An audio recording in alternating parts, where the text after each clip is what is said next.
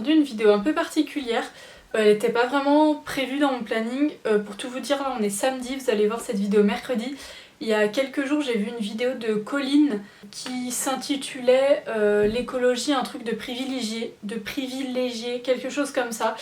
Et je voulais faire une vidéo réponse à elle. Enfin, je sais pas encore comment je vais appeler cette vidéo pour être honnête à l'heure où je la tourne. C'est une vidéo où je vais pas trop rigoler, enfin pas que c'est quelque chose de grave, mais voilà, j'ai envie d'être un peu sérieuse sur ce sujet. J'avais envie de faire une vidéo réponse, pas dans le sens où elle a tort, voilà, juste une vidéo en fait pour réagir à ce qu'elle a dit, parce que je trouve que j'ai été d'accord sur 99,9%, si ce n'est 100% des points qu'elle a abordés. Je sais pas, en fait cette vidéo je m'attendais pas du tout à ce que, quand j'ai lu le titre je sais pas vraiment à quoi je m'attendais. Déjà j'aime beaucoup cette youtubeuse, instagrammeuse, influenceuse, comme vous voulez. C'est une personne qui est très engagée dans la cause animale, elle est végane déjà, donc voilà, elle consomme aucun produit d'origine animale, elle consomme beaucoup d'occasions, que ce soit pour elle ou pour ses enfants. Elle est très dans l'éthique, elle consomme que bio, que local, que machin et trucs. Et c'est une youtubeuse que j'aime beaucoup suivre et qui m'a appris beaucoup de choses. Enfin, je me suis aussi un peu renseignée, mais en regardant ses vidéos, son blog aussi, et ses posts Instagram, en fait, je sais pas, j'ai appris plein de choses d'elle. Et quand j'ai vu cette vidéo, ça m'a fait un choc. C'était il y a quelques jours, j'étais devant mon ordi comme ça, à regarder cette vidéo. Je faisais un peu d'autres choses en même temps et en fait je me suis stoppée pendant un quart d'heure pour regarder cette vidéo. Et je me suis dit, il faut que je réagisse et il faut que j'en parle aussi. J'ai pas une aussi grande communauté qu'elle évidemment, mais j'ai envie d'en parler quand même. Peut-être que ça va vous interpeller, peut-être que pas du tout. C'est dommage, mais voilà, j'avais quand même envie de dire quelque chose, de parler de mon ressenti aussi sur le sujet. Donc Colline, dans sa vidéo, si vous la voyez pas, je vous mettrai soit dans le petit i, ou soit, je crois que je peux pas mettre dans le petit des vidéos qui appartiennent pas à ma chaîne. Je vous la mettrai sinon dans la barre d'infos. Elle explique que depuis 2 ans, elle a un peu manqué à ses obligations. Je dis ça, c'est le premier mot qui m'est sorti par la tête, mais c'est absolument pas ce mot. À ses engagements plutôt, écologiques, etc. parce qu'elle a eu un enfant, du coup évidemment un enfant c'est un peu ce qui pollue beaucoup énormément. Et en fait elle explique que depuis 2 ans sa vie c'est qu'elle dort 4 heures par nuit et de 7 heures du matin à 22 heures le soir elle a pas le temps en fait de penser à ça et elle a pas le temps de dire aujourd'hui faut que je fasse un truc zéro déchet parce que en fait elle a ses enfants à s'occuper, sa maison, son travail, elle a tout ça et du coup elle explique qu'elle a un peu manqué à ses engagements du coup. Elle raconte plein de choses et elle dit plein de choses et en fait je suis hyper d'accord avec elle parce que bon, ça va être une vidéo, je vais vous raconter ma vie comme d'habitude. Parce que moi je l'ai pris un peu aussi de mon point de vue. J'ai de la chance en fait, et je sais que j'ai de la chance, j'habite encore chez mes parents si vous le savez pas. Je suis dans une très belle maison. J'ai pas une villa avec vue sur la mer avec une piscine, mais j'en veux pas. Je suis très contente. J'ai ma chambre, je connais des gens qui ont pas par exemple leur chambre à eux. J'ai 23 ans, j'ai toujours eu ma chambre toute seule. J'ai un très beau salon, une très belle salle à manger, une très belle cuisine. Il y a toujours de la nourriture dans mon frigo et il y en a toujours eu. Compliqué.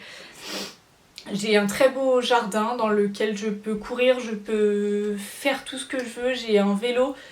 J'ai la chance de toujours manger à ma faim. Je suis toujours partie en vacances depuis petite, que je me souvienne, je suis toujours partie en vacances. En fait, je sais que j'ai de la chance et que j'ai beaucoup de chance d'être dans une situation comme ça.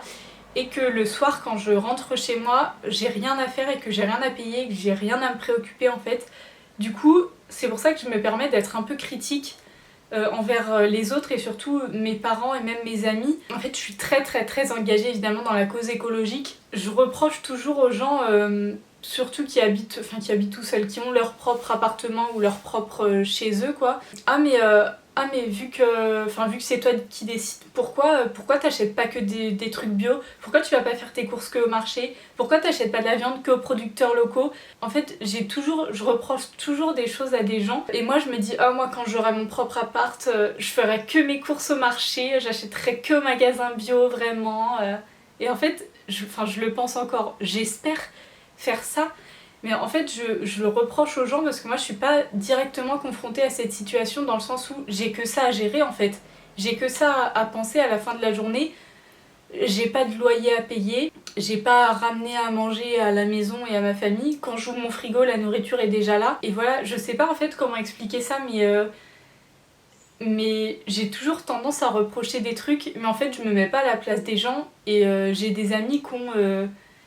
j'ai des amis qui ont des appartements et j'ai eu des amis qui font certaines courses au magasin bio et d'autres non. Chaque fois dans ma tête c'est ah mais dans ton frigo il y a grave de la malbouffe et tout, c'est pas trop bien. Ah les tomates au mois de décembre c'est pas très bien, c'est pas hyper local machin.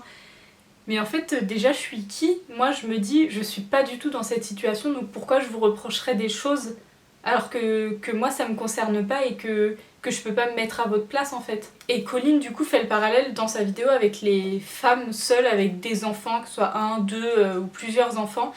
Et en fait moi je suis trop le genre de personne à dire ouais enfin tu pourrais quand même éviter de leur acheter du coca ou leur acheter des plats tout préparés, des trucs comme ça. Mais en fait c'est exactement pareil. C'est qu'une femme qui est seule avec des enfants, quand elle rentre à 18 ou 19h chez elle le soir, elle va pas dire oh bah je vais faire un petit tour au magasin bio pour acheter un paquet de pâtes à 8,50 €. Enfin, c'est complètement débile. Elle a pas elle a pas le temps, elle a pas le courage, elle a peut-être pas aussi l'envie. Et en fait, je trouve que être écolo, c'est un combat qu'on peut mener que quand on a le temps et quand on a je dirais pas l'envie parce que je pense qu'il y a beaucoup de gens qui ont envie mais qui n'ont pas forcément le temps ou les moyens aussi, ou consommer que des fruits locaux, des fruits locaux ou des fruits de saison. C'est pas quelque chose qu'on peut tous faire. Et en fait, je le savais dans ma tête, mais en fait cette vidéo elle m'a fait prendre conscience que j'avais beaucoup tendance à critiquer les autres en me disant ah oui, moi je vais faire mes courses, des fois de temps en temps je vais faire des courses que je paye avec mon argent, je mets pas 500 € mais que voilà j'ai des petites dizaines d'euros. En revenant de quelque part je me dis bah j'ai envie de ça pour la maison, mes parents n'ont pas forcément eu le temps d'acheter, du coup je vais y aller. Et je vais dans les magasins bio, je vais souvent à la Biocoop et des trucs comme ça, mais parce que j'ai le temps et parce que j'ai envie et j'ai que ça à faire et que j'ai que ça à penser. Et quand je vois des gens manger des tomates en décembre, je me dis ah mais c'est n'importe quoi, ils ont trop pas de conscience et tout. Alors que les gens ils ont pas le temps de réfléchir à ça en fait. Ils ont une vie, ils ont des choses à penser, ils ont un travail, ils ont un loyer à payer, ils ont peut-être des enfants à s'occuper. Et quand elle dit dans le titre de sa vidéo par exemple, être écolo c'est un truc de privilégié, c'est un peu délicat parce que par exemple les gens qui ont moins les moyens sont ceux qui polluent le moins et ça a été prouvé et c'est comme ça en fait. Parce que par exemple c'est ceux qui prennent pas l'avion et c'est un truc tout bête aussi mais c'est ceux qui n'ont pas forcément les moyens de se payer une voiture ou l'entretien d'une voiture. Du coup c'est ceux qui vont prendre les transports en commun ou voilà y aller à pied ou en vélo si jamais ils en ont un.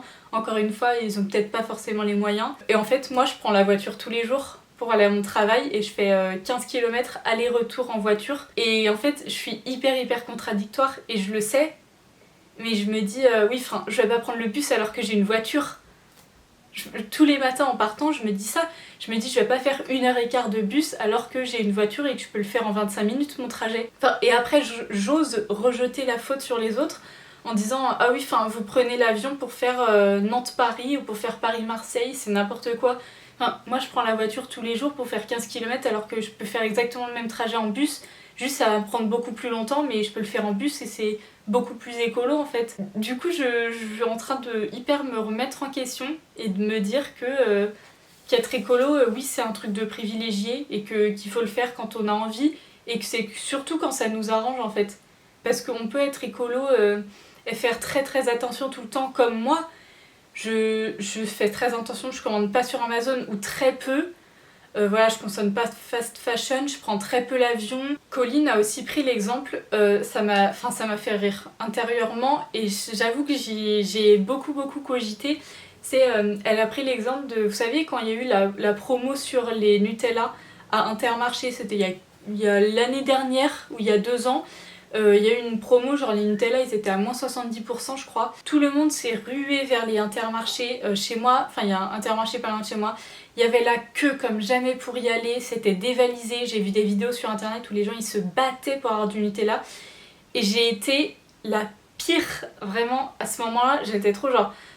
déjà qui achète du Nutella encore, c'est n'importe quoi. Je sais pas, c'est énorme pour eux en fait. S'ils se sont rués vers ce Nutella, c'est qu'ils en avaient vraiment, qu'ils le voulaient. et dans le sens où pour eux c'était quelque chose d'important en fait, par exemple de faire plaisir à leurs enfants en leur amenant du Nutella, et parce que peut-être que le reste de l'année ils n'ont pas les moyens d'acheter du Nutella à je sais pas combien ça coûte un pot de Nutella, j'en consomme plus, 5 € un paquet de 500 ou 600 grammes, je me rends vraiment pas compte. Et peut-être que les femmes qui sont seules ou les parents qui ont des difficultés financières, ils peuvent pas acheter du Nutella à leurs enfants toutes les semaines, et du coup ils se sont rués vers cette promo parce que pour eux c'était un moyen de faire plaisir à leurs enfants sans se ruiner, et qui se sont dit bah il y a une offre de ouf et je vais pas hésiter parce que ça va me faire économiser ne serait-ce que 5 ou 10 € et à la fin du mois c'est énorme en fait. Quand j'ai vu ces vidéos j'étais genre oui, enfin faut acheter une noccioletta, c'est vraiment meilleur, ou faire sa pâte à tartiner maison, enfin. Mais est-ce que les femmes qui sont seules avec les 2 enfants, elles vont prendre leur dimanche après-midi ou leur soirée à 22 h à faire leur petit Nutella maison? Enfin, c'est n'importe quoi en fait. Et même moi je me rends compte que vraiment je toc-toc un peu. Hein. Il y a aussi une autre chose, c'est la pression sociale qu'on avait un peu quand on était jeune vis-à-vis de maintenant. Moi par exemple, la pression sociale de comment on s'habillait par exemple au collège et tout. Moi au collège, j'avais pas, mes parents avaient pas les moyens de m'acheter des pulls Levi's, des jeans Levi's, des chaussures à 100 €, des trucs. Du coup, je venais pas en classe avec des chaussures. J'avais une connaissance qui avait des chaussures à je sais pas genre 200 € et tout. Enfin moi mes parents jamais de la vie, ils avaient les moyens, ils auraient les moyens de m'acheter une veste à 500 € quand j'ai 15 ans. Et en fait, je l'ai grave ressenti cette pression sociale de me dire ah moi j'ai pas de marque, j'ai pas de machin. Que maintenant en fait c'est vraiment l'inverse. C'est pas l'inverse, mais dans le sens où maintenant je suis hyper fière de dire que j'achète des vêtements sur Vinted. Enfin genre pour moi justement, je dirais pas que c'est une honte, mais pour moi je me dis j'ose pas en fait, je sais pas comment expliquer. Quand je dis oh bah je viens d'acheter un pull neuf sur H&M, pour moi c'est genre c'est hyper pas bien quoi d'acheter un truc neuf sur H&M. Alors que si je me dis j'achète une belle pièce d'occasion sur Vinted, je serais hyper fière de le dire, genre bah je l'ai acheté sur Vinted, c'est trop bien, c'est hyper écolo, c'est de la seconde main, nanana. Je suis hyper fière de dire ça aujourd'hui, alors qu'avant c'était vraiment l'inverse. Je me rappellerai toujours, j'ai un exemple en tête qui me vient, il y a un vide-grenier à chaque fois dans mon quartier en septembre, enfin il y en a un en juin, en septembre, et une fois en septembre... je suis allée avec des amis au vide-grenier et j'ai une copine qui a acheté un jean Teddy Smith dans un vide-grenier. Elle l'a payé genre 4 €, un truc comme ça. Et le lundi, en fait, je la vois au collège avec ce même jean. En vrai, il était très beau ce jean. Je la vois et je dis ah, tu l'as mis ce jean, trop bien et tout. Et je me rappellerai toujours, je me rappellerai exactement même où j'étais au collège. Et elle m'a dit dans l'oreille dis pas que je l'ai acheté au vide-grenier parce que c'est vraiment la honte. En fait, elle était fière de dire que c'était du Teddy Smith et que c'était de la marque. Mais je sais même pas si ça existe encore cette marque d'ailleurs, mais elle avait super honte de dire que c'était un truc acheté en vide-grenier, en seconde main. Ça faisait vraiment pouilleuse en fait de dire ça, de dire ah bah t'as acheté un truc en vide-grenier, ah c'est de la seconde main, ah c'est de l'occasion et tout.